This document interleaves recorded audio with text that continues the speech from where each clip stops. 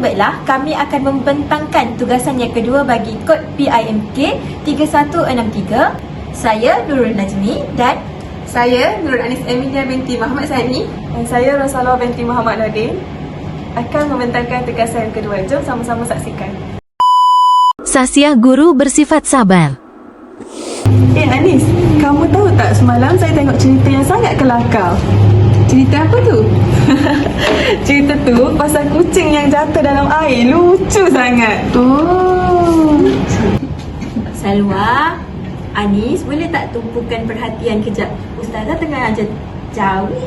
Maaf Ustazah, saya cuma nak beritahu Anis je pasal semalam saya tengok cerita kelakar sangat. Ya ke? Okey, tak apa. Tapi kita belajar dulu, okey? Boleh? Boleh Ustazah. Maaf Ustazah. Tak apa. Salwa, Ustazah tadi kan tak marah langsung kita kan?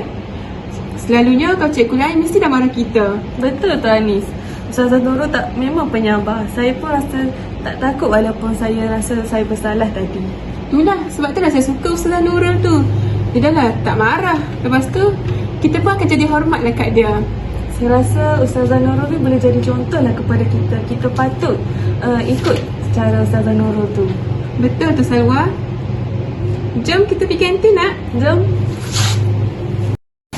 Ustazah, saya tak nak terima kasih sebab tadi saya buat bising Ustazah tak marah pun dekat saya. Oh, tak apa Salwa. Ustazah hanya tegur sebab dalam kelas ni kita kenalah belajar betul-betul.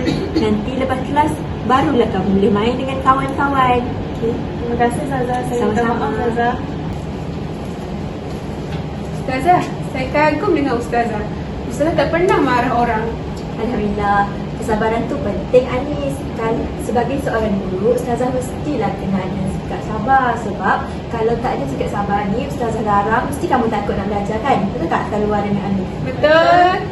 Ustazah, saya pun nak belajar jadi sabar macam Ustazah lah. Saya pun nak juga. Alhamdulillah, kesabaran tu sesuatu kekuatan. Kalau kita mempunyai sikap sabar yang tinggi, banyak benda boleh kita selesaikan dengan cara yang baik. Betul tak? Betul. Terima kasih Terima kasih Ustazah. Ustazah. Sama-sama. Bye Ustazah. Bye.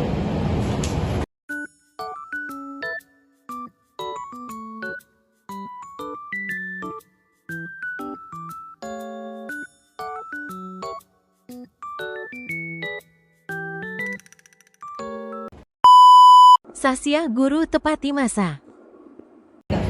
Nurul dah siap di sekolah? Belum. Alhamdulillah, saya sampai tepat masanya 7.50. Kita akan mula kelas 5 minit lagi ya. Semua diharapkan bersedia. Ustazah, awalnya Ustazah datang hari ni. Tak sempat je nak habiskan sarapan. Ya Nurul, sebagai seorang guru penting untuk saya menunjukkan contoh teladan yang baik kepada anak murid saya. Kerana masa itu sangatlah berharga. Teringat saya pada pepatah Arab yang bermaksud al-waqtu asmanu min az-zahab, yang bermaksud waktu itu adalah diibaratkan seperti emas. Pandai anak murid saya. Jadi kita perlu menghargai masa tu. Jadi kelas kita mula pukul 7.55, betul? Kalau salah sampai lewat, maksudnya kita telah menghabiskan waktu itu. Faham? Faham Ustazah. Betul tu Ustazah. Kalau Ustazah datang lambat, mungkin kami pun akan fikir tak apalah kalau Ustazah datang lambat, kami pun boleh datang lambat juga. Betul tu Anis. Menepati masa ni bukan sahaja untuk menunjukkan kita menghormati masa sahaja. Malah apabila kita menepati masa, kita boleh menanam sikap disiplin dalam diri kita. Faham? Kalau kita mengikuti masa, kita akan tidak membazir dalam masa kita tu. Maksudnya kita boleh jalani hidup-hidup kita, harian kita dengan amalan-amalan yang mengikut kepada apa yang kita rancang.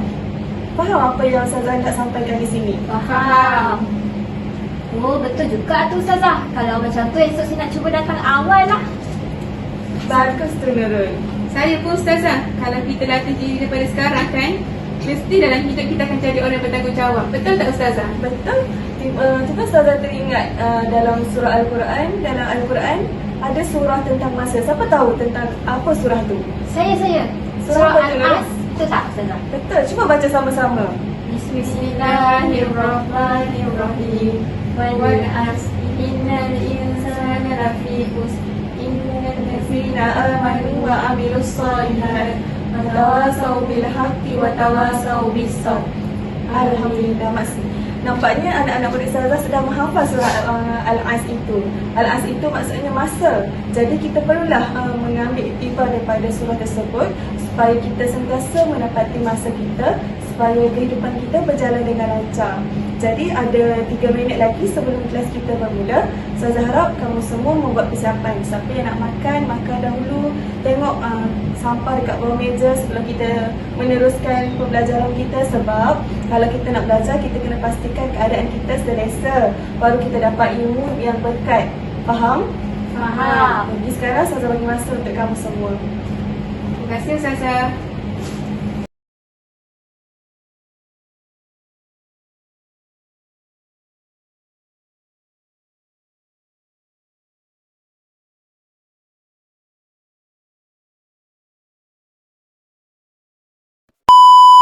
Sasya Guru bersifat adil.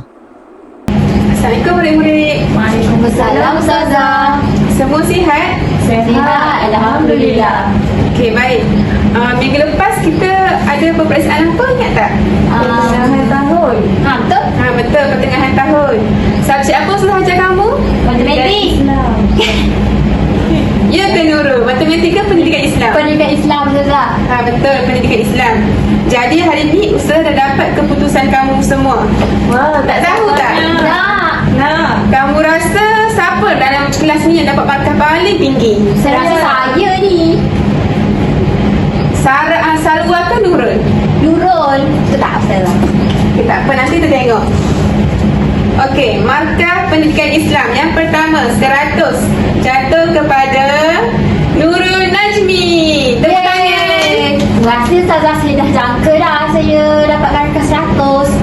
Nurul, awak memang murid yang cemerlang. Tahniah Nurul.